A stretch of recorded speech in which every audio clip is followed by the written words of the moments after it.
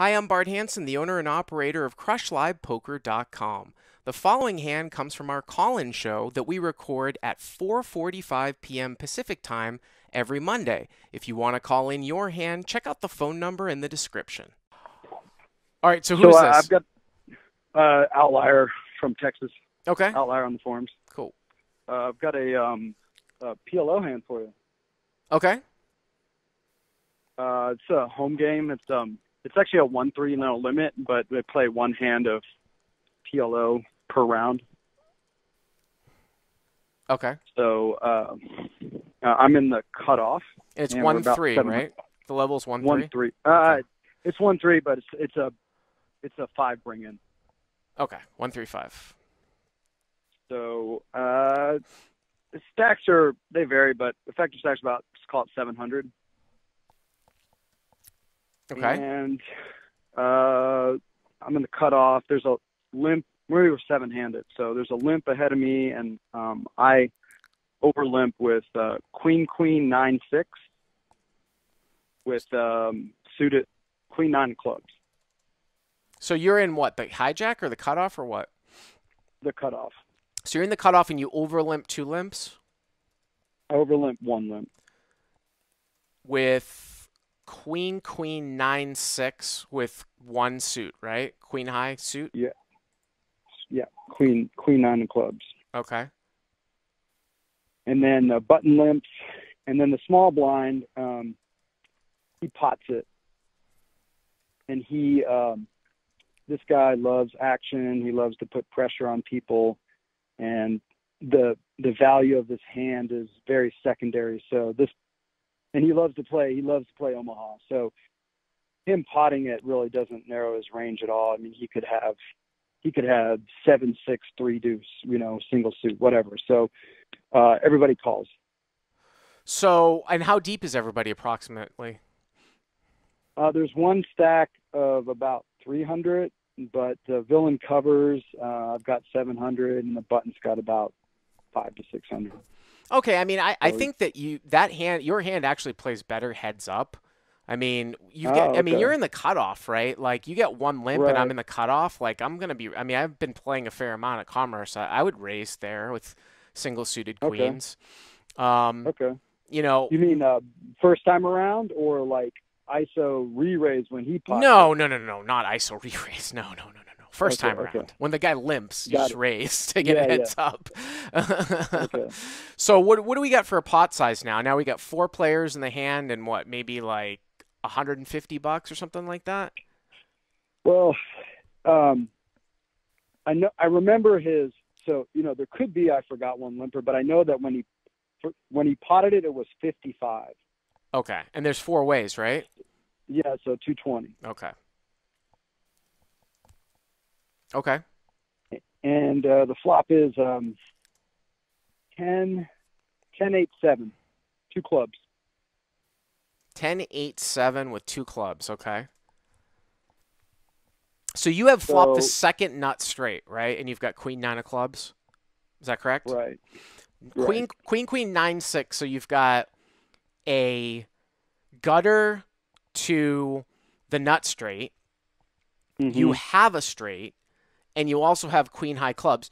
This actually is a really good, interesting lesson about how, I mean, you've got 9-6 in your hand, but let's say that you didn't have the 9-6, okay? Let's say you had Queen 5-5 or something like that. Okay. Or excuse me, let's say that you had like King Queen 9. Let's say you had like King Queen 9. King Queen 9, okay? So you had Queen high clubs, and you had a gutter to a jack, right? This is where, like, in a so you've got like a straight flush draw, right? Straight draw and a flush draw. But in a multi-way pot, like, if 2 people are all in front of you, you can't call. Like, all your draws might be dead. Now here, so that's what the value of, like, kind of getting these types of hands more short-handed than multi-way. Right. Because you're always concerned about the value of your flush draw. Now, depending on what happens here, it's probably going to be very difficult for me to fold because you probably will be able to get it heads up. And the thing is that if you're up against a naked Jack 9 and you've got Queen 9 of clubs, you're just like a small small dog, right? If someone gets in with the set, you've got you're good right now. So depending on what happens, it's going to be very difficult for me not to get it in here because of the higher straight redraw. Not because that I've got Okay. 9-6 and queen high clubs, but also that higher straight redraw too, I think is very important. Yeah. Okay. So Well, what happens? Well, I'm calling because I'll tell you the spot in a second, but when the action came to me, I was afraid that this was one of those situations where my made hand could be beat and I could be up against a draw that dominates me, but I'll tell you the action. So the small blind, the action guy who had potted at pre-flop, he now pots it out of the small blind. He just leaves her pot. And then the limper in between us, so that's like 220. So then the limper goes all in. The middle position guy goes all in for 300. So it's 220, and then the guy goes all in for 300, and then it's on me, and I've got still the guy on the button who's also an action player and will call. Although I don't know, maybe I want him to call. So that's where I was at, and I knew that. Well, I'm starting to see. No, I start to see your logic here because this is what the problem is you keep saying these guys are action guys, which usually is going to mean that that's going to widen their range. But let's say you had solid player and solid player. Yeah, I would be very concerned that someone's got the nut flush draw and then another guy has. The problem here is that if somebody has Jack 9 and someone has a higher flush draw than you're toast. That's right? what I was thinking. Yeah, you're toast. That's exactly what I sort of zoned in on. And I did forget about in the moment I forgot about my gut shot nut straight outs. Well, that just gives you a little bit of backup. That gives you a little bit of backup. Yeah.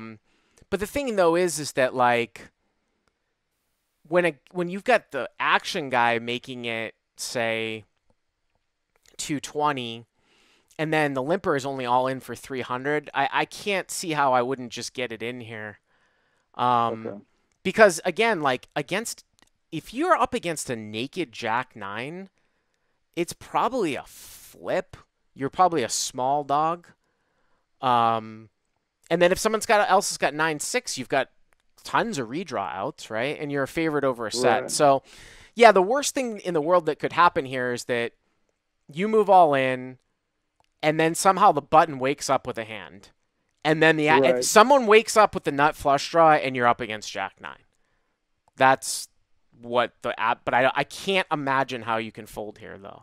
I would just probably get it in. Yeah. Okay. Yeah. Yeah, I took a long time, and I ended up folding, and I felt like it was probably too nitty of a fold, but that's helpful. I folded, the button folded, and then the small blind had a set of 8. Okay. So the guy that was driving the action had a set of 8. So it doesn't. As long as the other guy doesn't have Ace Jack 9 with nut clubs, then you're fine, right? That's the only. That's the only hand. Now, as long as when this other guy has a set of 8, then if the other guy's Jack 9, you're getting a very good price. You know what I'm saying? Right. The other guy's got redraws, but. Okay. So what did the other guy have? He had the naked 9-6. So. Yeah, that's the thing. The guys in the chat that are saying this is a fold. This guy Outlier had 9-6 in his hand too. It's not like he just had Queen 9. He's got 9-6 in his hand too. So, what did they do? Would you have ended up scooping a big one? No, the board paired on the river, so. Oh, okay. The guy would have hit it. He would have filled up. Yep. But so. All right, buddy. Thanks for the call. Thank you very much. Appreciate it. All right. Hey guys, if you like what you've seen here, please click on the subscribe button and you'll get notified every time we put up a new video. And if you want to check out crushlivepoker.com for the first month free, use the code YTA100. Click on the link right there.